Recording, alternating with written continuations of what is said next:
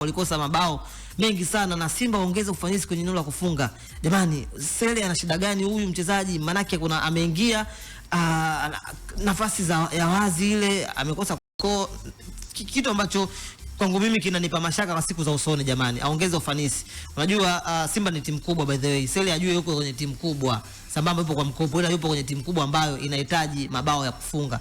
Mwisho wa siku hapa tutakuja kuzungumzia kwenye idadi ya mabao ya kufunga na kufungwa. Kama mambo yakienda mabaya kwa Young Africans, Yanga ndo anaongoza kwa mabao ya kufunga mengi, amefunga mabao mengi. Sasa kama striker unapata nafasi, alafu uweze kuscore mabao, unataka nini? Sio, unaelewa sisi Kwa hiyo kwangu mimi Simba amecheza maeneo machache ambayo Steve Barker inabidi akiingia kwenye vyumba vya kubadilishia nguo waambie vijana wake kwamba tunahitaji ubingwa msimu huu. Uteja wa kufungwa na Young Africans tayari kashafanikiwa ameufuta, lakini kwa hivi sasa wanahitaji ubingwa msimu huu, hasa wa ligi kuu, lakini pia kikosa ligi kuu kwenye kombe la FA unaopataje ubingwa kwa kucheza kama vile kwa spirit ya upambanaji. Lakini pia tunatengeneza nafasi, tuzitumie, tufunge mpanzu.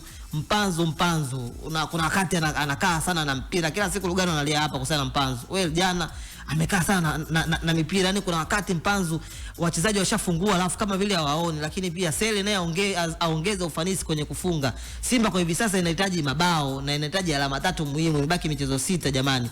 Kwa hiyo ili michezo 6 Simba awe bingwa, maana yake afunge michezo yote na tu afunge mabao mengi. Kama afunge mabao mengi, baadaye mambo yakiwa mabaya, bingwa anaweza akapatikana kwa idadi ya mabao ya kufunga na kufungwa ambayo Young Africans ziko juu pale. Sasa imefunga mabao mara 2 ya Simba.